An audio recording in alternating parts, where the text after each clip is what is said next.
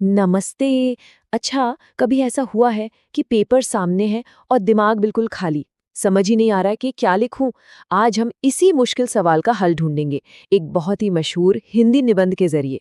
इसे समझने के बाद न सिर्फ लिखने का तरीका आएगा, बल्कि जिंदगी को देखने का एक नया नजरिया भी मिलेगा। तो कहानी शुरू होती है इसी एक सवाल से, क्या लिखूं? ये सिर्फ इस निबंध का नाम नहीं है, ये वो उलझन है जिससे हम सब कभी ना कभी जरूर गुजरे हैं, है ना? खासतौर पर जब कोई असाइनमेंट सिर पर हो। चलिए देखते हैं कि इस सफर में हम क्या क्या समझने वाले हैं। सबसे पहले देखेंगे कि लेखक की उलझन क्या है। फिर समझेंगे कि लिखने के लिए विषय ज्यादा जरूरी है या हमारे मन के भाव। इसके बाद दूर के ढोल सुहावने वाली कहावत के पीछे छिपे मतलब को खोलेंगे। देखेंगे कि युवा और बुजुर्ग दुनिया को अलग अलग क्यों देखते हैं, और आखिर में समझेंगे कि ये सब मिलकर समय का चक्र कैसे चलाते हैं। तो सबसे पहले बात करते हैं लेखक की दुविधा की। मतलब सिचुएशन कुछ ऐसी है कि लिखने को तो कह दिया गया है, पर अंदर से वो स्पार्क, वो प्रेरणा ही गायब है। ऐसा नहीं है कि विचार झरनों की तरह बह रहे हैं, नहीं, बल्कि एक एक शब्द के लिए सोचना पड़ रहा है। और देखिए, मुश्किल बस इतनी नहीं है, उन्हें एक नहीं बल्कि दो दो विषयों पर लिखना है।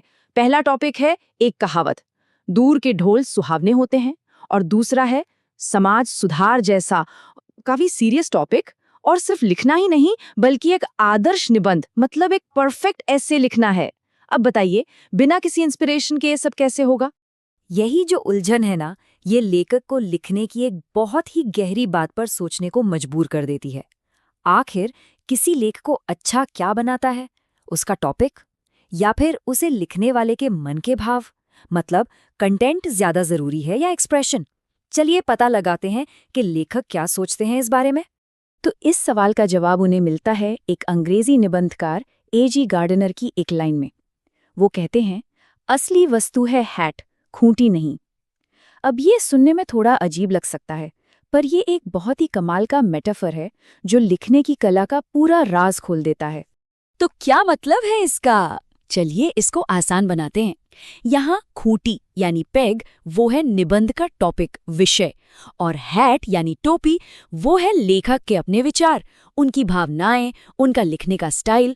तो गार्डनर का कहना है कि टॉपिक तो बस एक खूंटी जैसा है जिस पर आप कुछ भी टांग सकते हैं।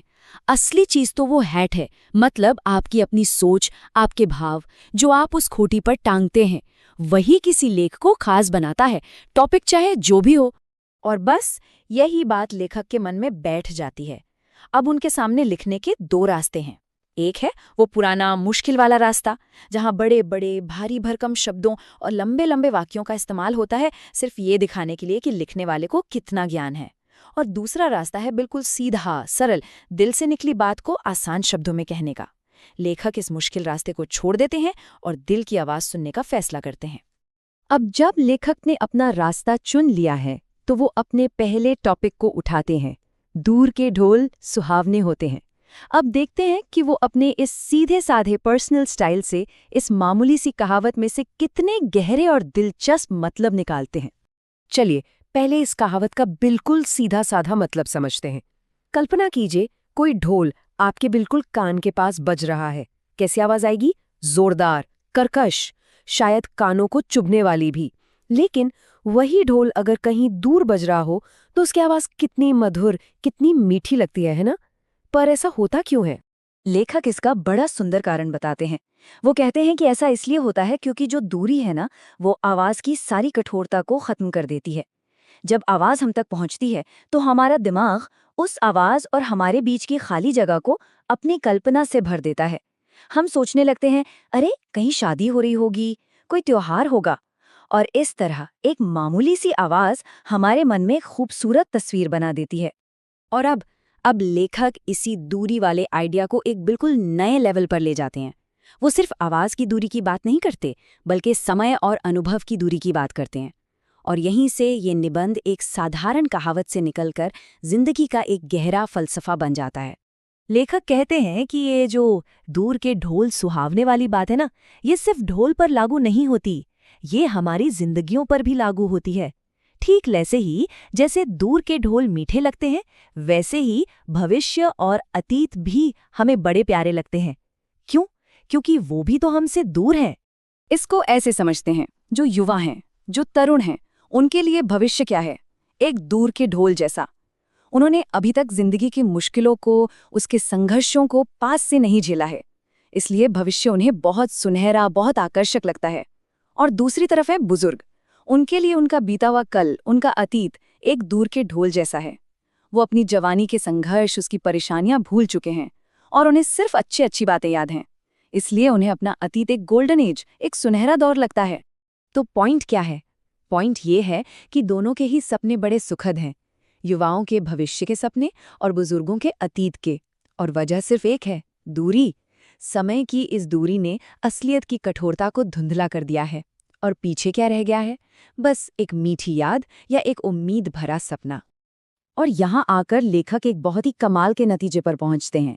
वो कहते हैं कि युवाओं का भविष्य की तरफ देखना और बुजुर्गों का अतीत की तरफ देखना, ये कोई टकराव नहीं है, बल्कि ये तो एक ऐसा जरूरी चक्र है जो दुनिया को लगातार आगे बढ़ाता है।